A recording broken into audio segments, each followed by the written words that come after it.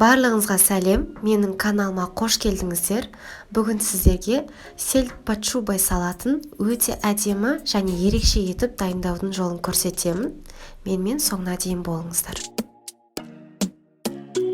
Ең алдымен піскен қызылшаны видеода көрсетілгендей өте жұқа қылып осылай турап аламыз.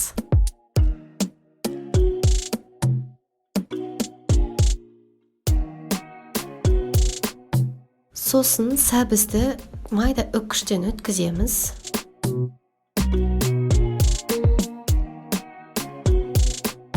Картопты да үккіштен өткіземіз.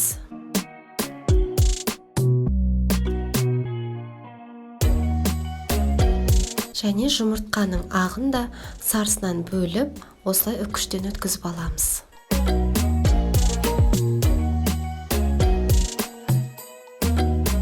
Қалауыңызша петрушка немесе аскөкті пайдалансаңыз болады. Менде бұл жолы тек аскөк, осылай майдалап турап аламыз. Кейіннен қажетті көлемде фольганы кесіп дайындап аламыз да, үстінен осындай пищевая пленканы кесіп қоямыз. Салатымызды осы пищевая пленканың үстіне қойып жинайтын боламыз. Ең алдымен видеода көрсетілгендей қызылшаны 4 қатар қылып, осылай жұқалап қойып шығамыз.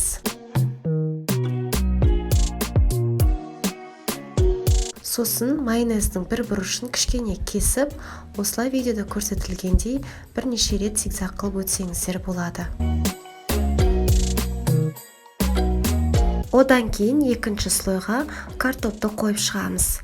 Вилкамен абайлап жасасаңыздар болады. Оның үстіне кішкене шым-шым тұз сеуіп шығамыз. Картоптың да үстінен осылай майонезбен жағып шығамыз. Кейінгі слой ол сәбізді осылай вилкамен абайлап, құртып алмай сәбізімізді қойып шығамыз. Оның үстінен де майонез.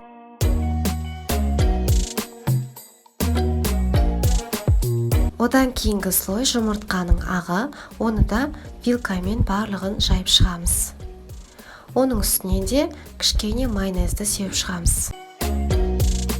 Кейіннен аскөгімізді әдемілеп жұқалап себеміз.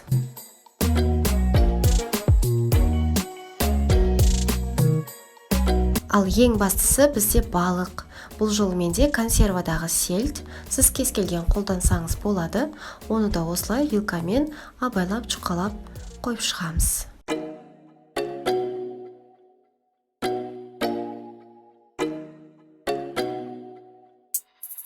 Енді салатымызды ораймыз. Осылай фольгамен және пищевая пленкамен видеода көрсетілгендей орап шығамыз.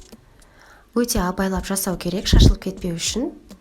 Осылай орап болған соң, түгелімен де фольгамен бетін жауып, кішкене уақытқа тоңазтқышқа қойып қоямыз.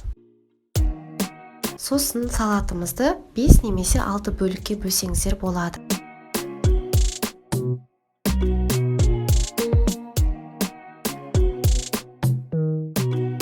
Әрбір бөліктің үстінен майонезбен жағып, әсемдеу үшін петрушканың жапырағын қойсаңыздар болады.